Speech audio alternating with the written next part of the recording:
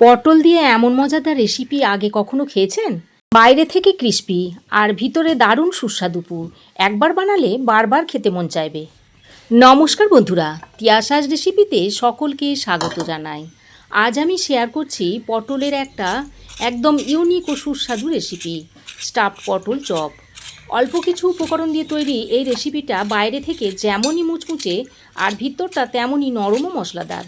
বিকেলের জলখাবার হোক বা অতিথি আপ্যায়ন, এই রেসিপি সবাইকে মুগ্ধ করবে। তাহলে চলুন দেখে নেওয়া যাক কীভাবে খুব সহজে তৈরি করবেন এই দারুণ স্টাফড পটল চপ। তাহলে দেখুন, রেসিপিটা তৈরি করার জন্য এখানে আমি 6টা পটল নিয়েছি আর পটলের গাগুলোকে চেঁচে নিয়েছি। আর এই রেসিপিটার জন্য পটলের গাগুলোকে চেঁচেই নিতে হবে, কেটে নিলে হবে না। এবার আমি এই পটলের দু সাইড কেটে নিচ্ছি। এক সাইডটা আমি ছোট্ট করে কাটছি আর এক সাইডটা দেখুন এইভাবে একটু বড় করে কেটে নিচ্ছি।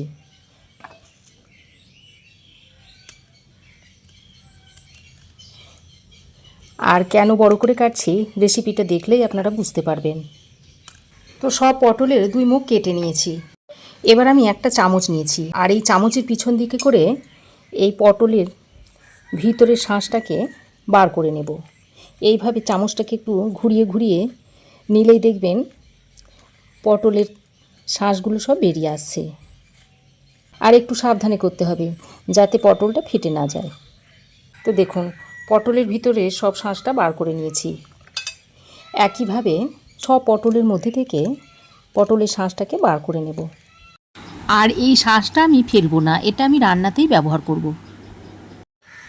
তো দেখুন বন্ধুরা, সব পটলের ভিতর থেকে শাঁসটাকে বার করে নিয়েছি, দিয়ে পটল আর শাঁসটাকে আলাদা করে নিয়েছি।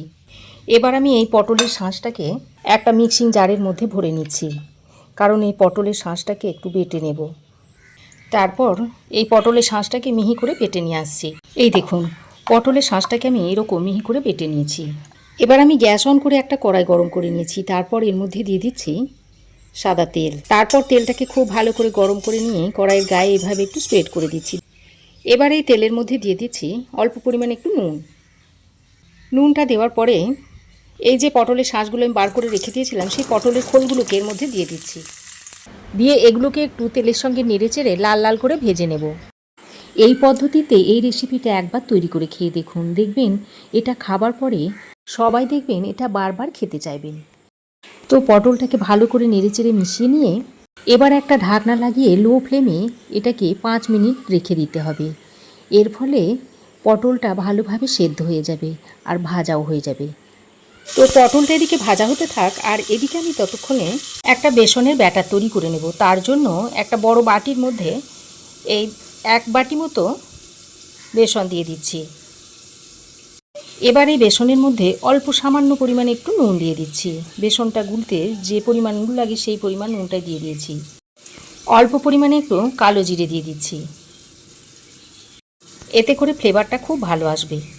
এবার দিয়ে দিচ্ছি সামান্য পরিমাণে একটু হলুদ গুঁড়ো, দিয়ে দিচ্ছি একটু ঝাল লঙ্কার গুঁড়ো, আর কালারটা যাতে সুন্দর হয় সেই জন্য একটু কাশ্মীরি লঙ্কার গুঁড়ো দিয়ে দিলাম।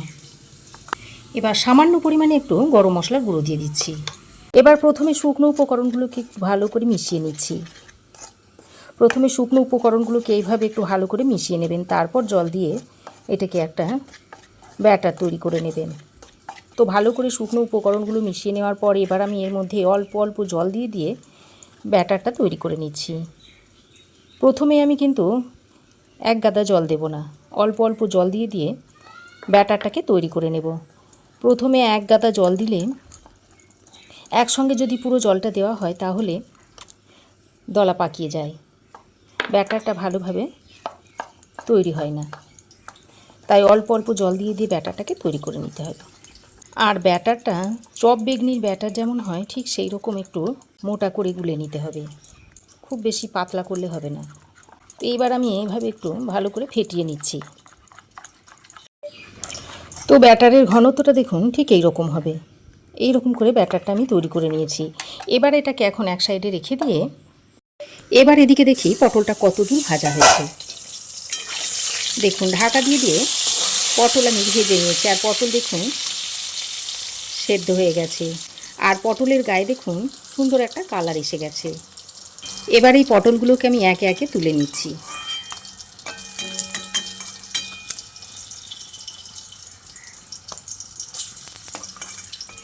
আর এইভাবে পটলগুলোকে ভেজে নিয়ে যদি চপটা তৈরি করা হয় তাহলে খেতে খুবই সুন্দর হয়।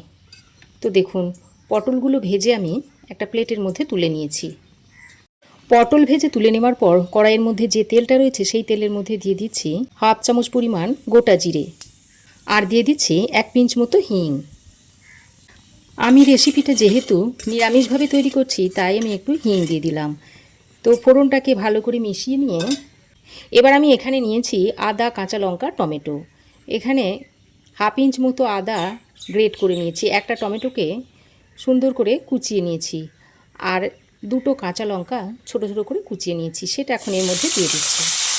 তারপর ফোড়নের সঙ্গে ভালো করে মিশিয়ে নিচ্ছি। টমেটোটা যাতে তাড়াতাড়ি নরম হয়ে আসে সেই জন্য এখানে আমি অল্প পরিমাণে একটু নুন দিয়েছি, আর ওর সঙ্গে দিয়ে দিচ্ছি অল্প পরিমাণে একটু হলুদ গুঁড়ো, দিয়ে দিচ্ছি একটু ঝাল লঙ্কার গুঁড়ো, একটু কাশ্মীরি লঙ্কার গুঁড়ো দিয়ে দিচ্ছি, 1/2 চামচ মতো দিয়ে দিচ্ছি ধনে গুঁড়ো, আর 1/2 চামচ দিয়ে দিচ্ছি জিরে গুঁড়ো। এবার মশলাটা যাতে পুড়ে না যায় তাই সামান্য পরিমাণে জল দিয়ে দিলাম। তারপর মশলাটাকে এই টমেটোর সঙ্গে খুব ভালো করে কষিয়ে নিতে হবে।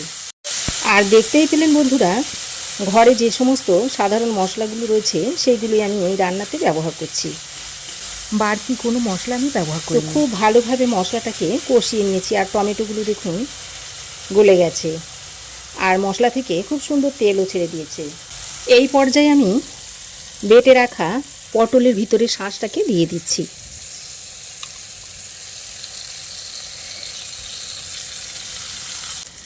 সামান্য পরিমাণে জল দিয়ে বাটিটা ধুয়ে দিয়ে দিলাম। এবার পটলের শাঁসটাকে মশলার সঙ্গে খুব ভালো করে কষিয়ে নিতে হবে। বন্ধুরা, আমি পটলের মধ্যে পুর ভরবো, তাই আমি এই পুরটা তৈরি করে নিচ্ছি।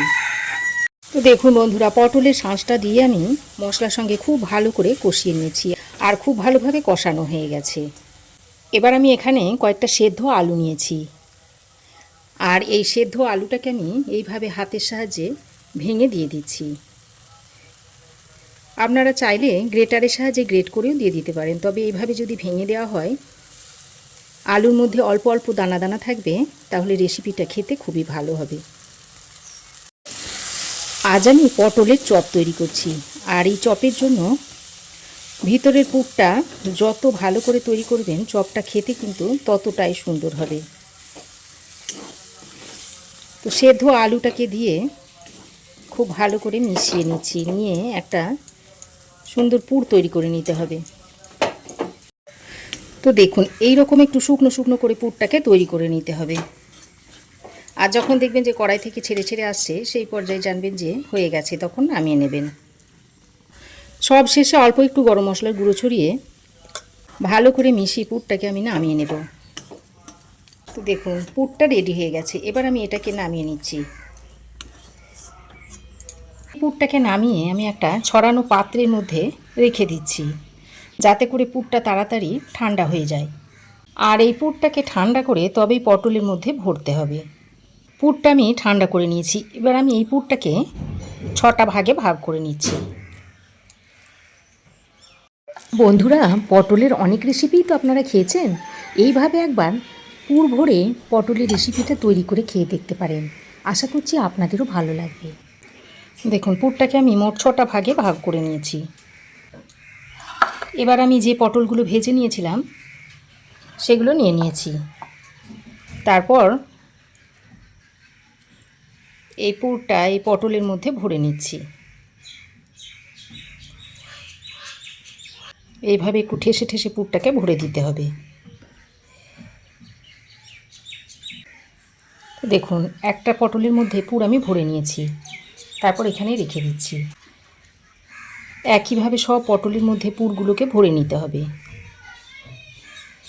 তো সব পটলের মধ্যে পুর আমি ভরে নিয়ে তারপর আপনাদের কাছে ফিরে আসছি। দেখুন, সব পটলের মধ্যে পুরটা আমি ভরে নিয়েছি। এদিকে আমি একটা কড়াই গরম করে নিয়েছি, তারপর এর মধ্যে দিয়ে দিচ্ছি সাদা তেল।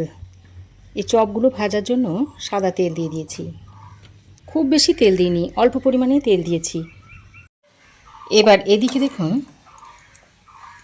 যে বেসনের ব্যাটারটা তৈরি করে রেখে দিয়েছিলাম সেটাকে আমি আরও একবার ভালো করে এইভাবে মিশিয়ে নিচ্ছি। তারপর এই একটা করে পটল আমি এই ব্যাটারের মধ্যে এইভাবে চুবিয়ে নিচ্ছি। এইভাবে চুবিয়ে নিয়ে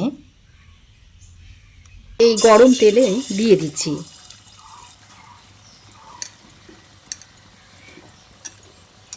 প্রথমে আমি একসঙ্গে 3টে দিয়ে দিচ্ছি। আমি 3টে করে চপগুলো ভেজে নেব। তো দেখুন এক সাইডটা একটু শক্ত হয়ে এসেছে। এবার আমি চপগুলোকে এইভাবে উল্টে পাল্টে দিচ্ছি। এইভাবে চপগুলোকে উল্টে দিচ্ছি।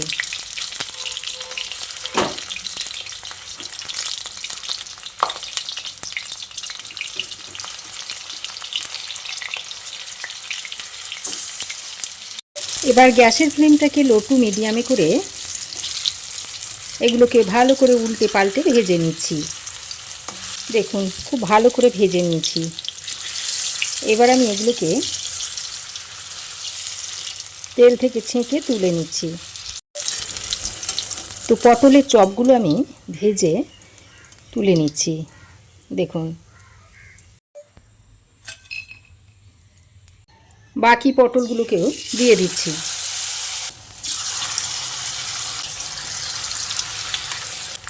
একইভাবে এগুলোকেও উল্টে পাল্টে নিচ্ছি।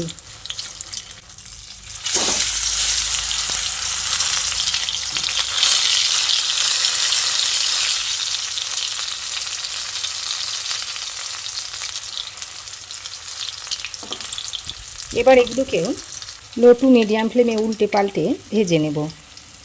আর এগুলো ভাজতে খুব বেশি সময় লাগে না, খুব অল্প সময়ের মধ্যে এগুলো ভাজা হয়ে যায়। এইভাবে ভালো করে উল্টে পাল্টে ভেজে নিয়েছি। তো এগুলোকেও আমি এখন তুলে নিচ্ছি। দেখুন কি দুর্দান্ত দেখতে হয়েছে।